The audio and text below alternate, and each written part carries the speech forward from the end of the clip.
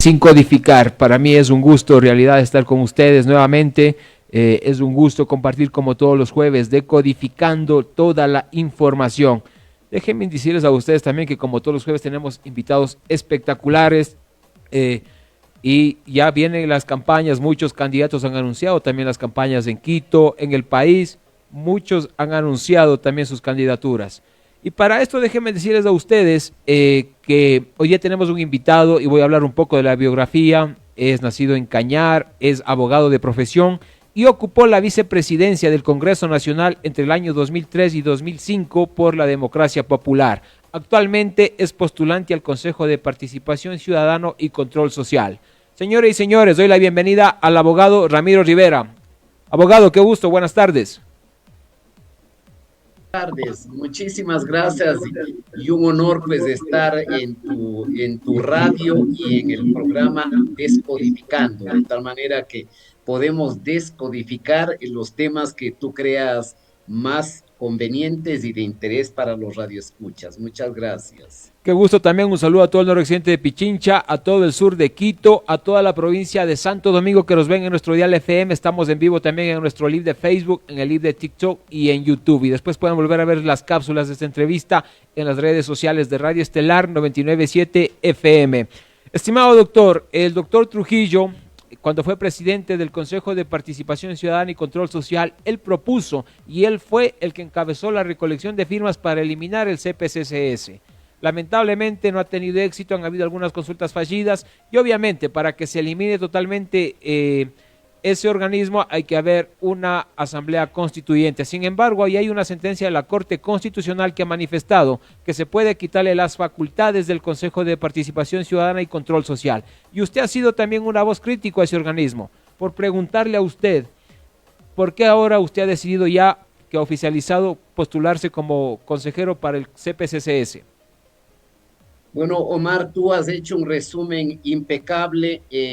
Siempre he creído que este organismo es un esperpento, que es un monstruo feo y deformado, que es ajeno a la tradición constitucional de América Latina, pero que fue creado e inventado por unos españoles que redactaron la Constitución de Montecristi y copiaron este modelo del poder ciudadano de Venezuela de Chávez, de el control ciudadano de Bolivia de Evo Morales y del poder popular del Partido Comunista Cubano.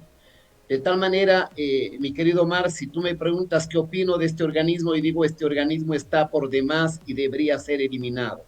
Pero como tú señalabas, no fue posible. Luego se quiso en dos intentos quitarle la facultad de designación de las más altas autoridades del Estado. Lo hizo el presidente Lasso, lo hizo el presidente Noboa y lamentablemente creo yo que los ecuatorianos no se dieron cuenta de un error de que este organismo permanezca. ¿Por qué? La pregunta que tú haces es ¿por qué si usted critica a este organismo Correcto. va a ir a este organismo? Bueno, por una sencilla razón, mi querido Omar, porque si este organismo existe a pesar de que tengamos el deseo ferviente de que no exista, es Ajá. decir, su vigencia es independiente a la voluntad de uno. Y de ahí, ¿qué tienes tú como alternativa? La una, seguir en la queja, seguir expresando un sentimiento de repudio, observando, cruzando nueve de brazos, tomando un café y criticando. Yo no quiero eso, porque hay pecados de responsabilidad y hay también pecados de omisión. Y un pecado de omisión sería permanecer indiferente, impávido, estacionado en la inacción. Ajá. Yo no quiero hacer eso. Por eso he tomado la decisión de postular mi nombre para la candidatura a este organismo. ¿Con qué ánimo? No el ánimo de aplaudir este organismo, Así es. ni de sumarme al statu quo, a la opulencia, al reparto, a la maniobra, a la opacidad, a los arreglos debajo de la mesa. No, yo quiero y aspiro llegar a este órgano del Estado para hacer posible su transformación, su regeneración. para que deje de ser malo, porque la otra alternativa es quedarme cruzado de brazos. Te voy a dar un ejemplo, Ajá. mi querido Omar. Por favor. Sería como que algún ecuatoriano rechace la mediocridad de la asamblea, pero tome la decisión de irse a la asamblea. No Correcto. es una actitud criticable, más bien es una decisión loable y digna de alguien que, cuestionando una institución, aspire a llegar a ella para transformarla, para mejorarla, para regenerar. Esa es la motivación que me ha movido en esta decisión, Omar. Qué bueno.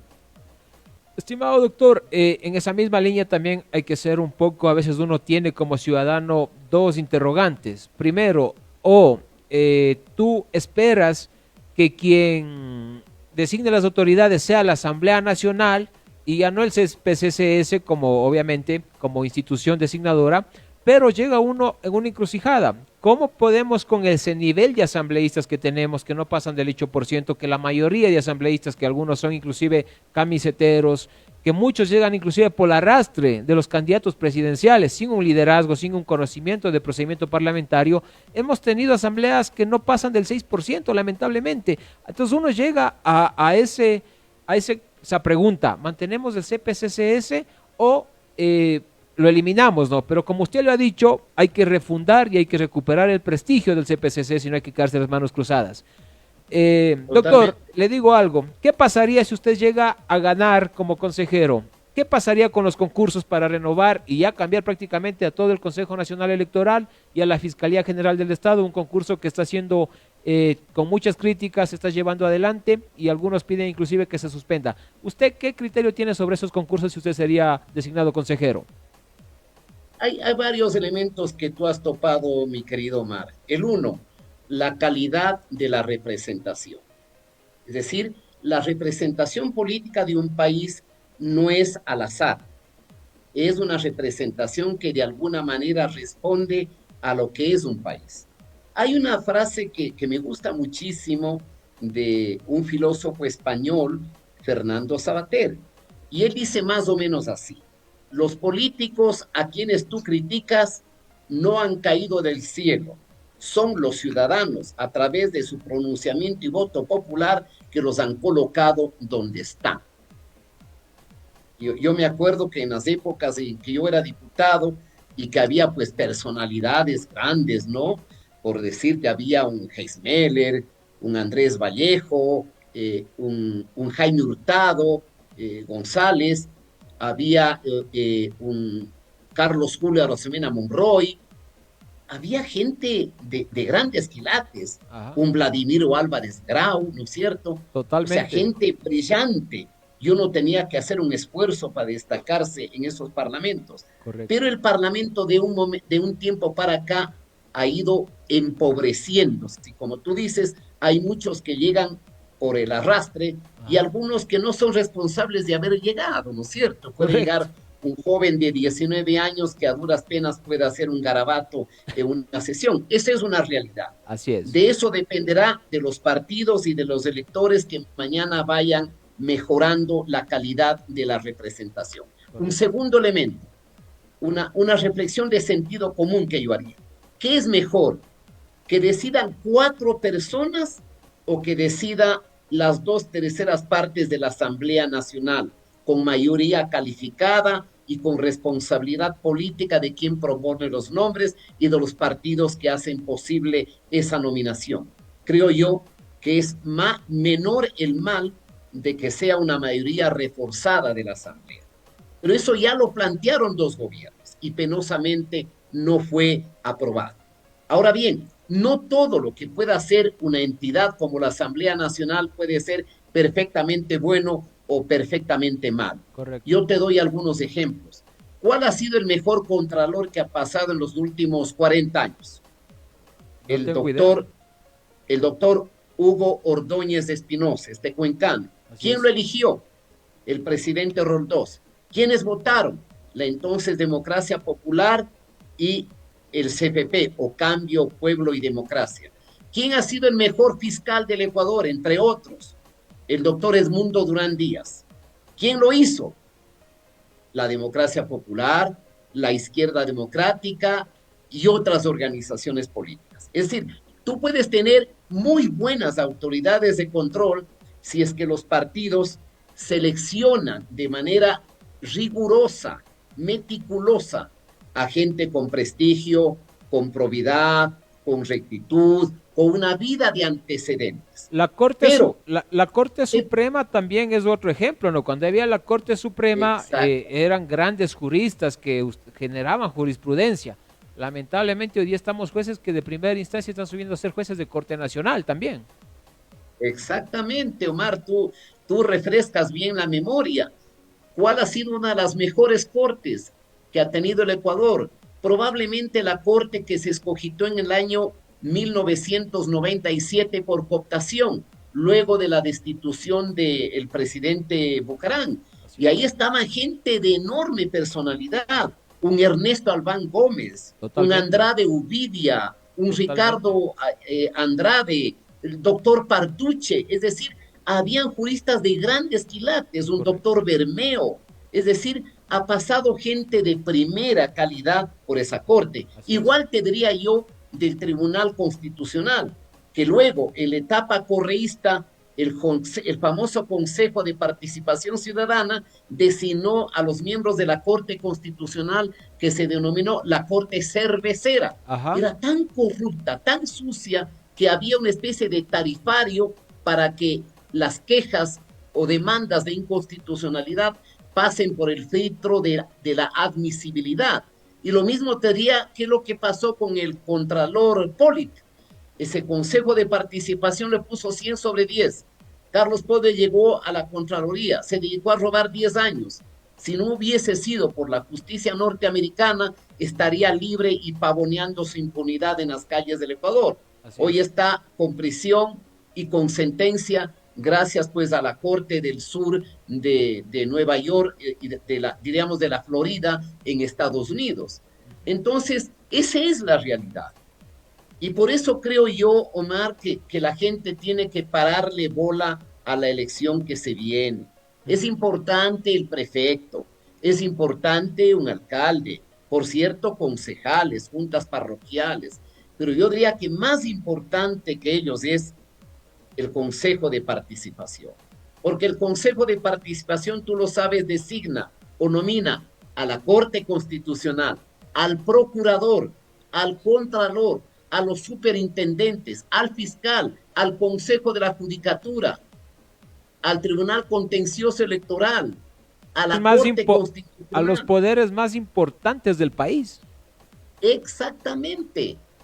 Entonces, esos personajes y esas instituciones pueden coadyuvar ya sea al mejoramiento de la ética pública y de la gobernabilidad o pueden despedazar la representación, Así que es. es un poco lo que ha pasado. O sea, ¿cómo es posible, con todo respeto, y no hago alusiones de carácter personal, porque Ajá. yo ataco los temas y no a las personas, quién puede justificar que en el Consejo Electoral haya una prórroga de 3 años? Ese es un escándalo. ¿Quién puede justificar que varios funcionarios del Estado, hace pocos meses o años, como el Consejo de la Judicatura, el superintendente de bancos, el contralor, estén subrogados? ¿Quién puede justificar que pasan meses y meses y la selección del fiscal no fluye? ¿Qué hay detrás? ¿Qué sucede detrás de las cortinas? ¿Qué es lo que se esconde? ¿Qué es lo que no se ve, pero se siente que influye? Son temas que debe preocupar a los ciudadanos. Doctor, y esa era mi pregunta. Si usted llega a ser consejero, ¿qué haría con esos concursos estancados? Que no da que se renove y ya se cambie prácticamente el CNE, porque yo creo que hasta el periodo que fueron elegidos ya terminó o ya está por fenecer. ¿Qué usted haría como consejero para que ya esos concursos empiecen a caminar y empiecen a ser seleccionado gente de prueba? Correr el velo de la opacidad y transparentar los procesos. Estas famosas comisiones de selección no pueden estar constituidas por solemnes desconocidos. No, deben estar delegados de las universidades, deben estar delegados de los colegios de profesionales con reputación, gente con credibilidad. Los procesos deben ser transparentes, no mañosos, no amañados, no manipulados, porque eso es lo que genera repudio y cansancio por parte de la gente y de la ciudadanía. Pero fíjate, Omar, que entre las funciones del Consejo de Participación no es únicamente la designación, tienen que ver con la transparencia, tienen que Correcto. ver con el control social, tienen que ver con la rendición de cuentas y Ajá. tienen que ver con la lucha contra la corrupción. Yo me pregunto, ¿la rendición de cuentas le sirve al Ecuador? Yo creo que eso es una payasada, Así es. porque la autoridad lleva a sus compinches, a sus empleados para que lo aplaudan, utilizan los recursos del Estado en publicaciones en papel cuché, en cócteles con los mejores bocaditos, en los mejores salones de los hoteles. ¿Y quién paga eso? El El Estado. ecuatoriano, con sus impuestos. Ese es más una comedia que un acto de autenticidad y de dar cuentas a la gente. ¿En dónde está una sola investigación de indicios de corrupción que haya procesado el Consejo de Participación y que haya remitido a la Fiscalía General del Estado? Nada, Nada. absolutamente nada. Y cuando la Comisión Cívica de Control de la Corrupción, que estaba presidido por ese noble ecuatoriano, el doctor Julio César Trujillo Vázquez, Ajá. por personalidades como Isabel Robalino Bole y muchas otras personas, como el doctor Espinosa Cordero, por ejemplo, ellos fueron procesados y sentenciados, mientras el corrupto y el pillo de Carlos Polit era excomulgado, era perdonado. Y como dije, gracias a la justicia norteamericana, ha sido procesado y ha sido sancionado y sentenciado. Estimado Entonces, abogado, sí, hay solo una pausa nomás y comentarle en esa misma línea sobre el tema del doctor Trujillo. Sin embargo, sabemos que fue un jurista notable, el doctor Trujillo, fue creo también un gran presidente del CPCCS. Él entró como transitorio, pero sí creo que algo que no le gustó al mismo doctor Trujillo fue en cambio a quien se designó. Se designó a una presidenta de la judicatura que en realidad en vez de mejorar la justicia se puso a premiar a los jueces que entraron en la época del doctor Yalc. Tuvimos defensores públicos que salieron con estos escándalos que nosotros sabemos, ¿no? Del ex defensor Carrión. ¿Cómo cuidarse usted de que no se designe a ese tipo de perfiles y que entren a servir y a combatir la corrupción también? Porque esos puestos no es solo para andar con caravana. me encanta tu pregunta, Omar. ¿Y sabes qué? Yo creo que ha pasado eso porque la gente no confiando en los procesos de selección, la gente más brillante, más inteligente, preparada, honesta, Ajá, transparente, fiable, no se presta para esos concursos. así es. Entonces, allá va un listado de gente opaca, de gente no muy presentable, y de ellos salen las autoridades. Y Correcto. cuando uno pregunta, yo les he preguntado a prestigiosos juristas y les digo, pero ¿por qué usted no concursa? Me dicen, Ramiro, yo me voy a presentar para esa payasada, para que cualquier hijo de vecina me cuestione mi probidad. Yo soy una persona decente, yo no me voy a prestar para eso. Entonces creo que llega la hora que si se accede a este organismo del Estado con suficiente credibilidad, con suficiente, perdón que lo diga, autoridad moral, Ajá. sí se puede convocar a los mejores ecuatorianos y esperar que el Ejecutivo seleccione también a lo mejor que pueda tener para que sean en procesos transparentes, claramente reglados, para que gente que valga la pena acceda a esta función. Porque Y no doctor, haya, por ahí solo ejemplo, le por hago también ahí, una pausa porque también eso tiene que responsabilidad del Ejecutivo cuando envía las ternas. Pasó con el expresidente Lazo, exactamente, que él enviaba las ternas y resulta que él mismo terminaba criticando las ternas que él envía. O sea, también tiene que haber esa responsabilidad de las otras autoridades, ¿no es cierto? de acuerdo, solamente por darte un ejemplo, Omar, en el gobierno del señor presidente Lazo, pusieron 3 miembros en la Corte Constitucional, tres miembros muy cercanos al socialismo del siglo XXI. Y esos propios miembros dijeron que había un resquicio de viabilidad o de admisibilidad para el enjuiciamiento del presidente Lazo, lo que determinó que Agónico tenga que declarar la disolución de la asamblea y llamar a la muerte cruzada. Si yo creo que aquí son responsables también las autoridades que nominan. O Ajá, sea, si mañana hay una nominación, una candidatura que no tiene probidad moral, no debe tener viabilidad, así de sencillo, correcto. porque todos debemos tener algún grado de responsabilidad ante el resto de personas, ante la ciudadanía y ante el interés, el bien público, el bien común o el interés colectivo. Correcto. Estimado doctor Ramiro Rivera, exactamente estamos en vivo, son las 4 de la tarde y 28 minutos, estamos en nuestro Facebook Live, en TikTok Live y en nuestro dial 99.7 FM en noroccidente de Pichincha y la provincia de Santo Domingo. Estamos en nuestro estudio B acá en la ciudad de Quito. Estamos conversando con el abogado Ramiro Rivera, expresidente del Congreso en el periodo 2003-2005, ahora postulante para el CPCCS. Estamos en un diálogo en vivo. ¿Cuáles son las propuestas para, en caso de llegar a ganar como consejero, para darle gobernabilidad y para tener credibilidad y la gente y las personas confiar en el CPCCS? Estimado Ramiro, por preguntarle a usted también, o sea, lo que nos da a entender, ¿usted declararía desierto los concursos que siguen paralizados, Fiscalía y Consejo Nacional Electoral, de ganar? Bueno, yo seré una voz en el caso de que los ecuatorianos lleguen a la conclusión de que confíen en mi testimonio de vida, en mi presencia personal, en el valor de mi palabra y en las huellas de mi probidad. Eso ya se verá el momento en que sea candidato. Este momento únicamente yo soy un ciudadano postulante. Ya cuando el Consejo Nacional Electoral, luego del filtro de la Comisión Ciudadana de Selección, determine que puedo ser candidato, ya puedo hacer ahí planteamientos más claros. Pero yo llevo, si llego allá, yo llevo el peso de mis años, el peso de mis convicciones, el valor de mi palabra. No voy para jugar, no estoy para jugar, no debo jugar. Voy para actuar con probidad, con transparencia.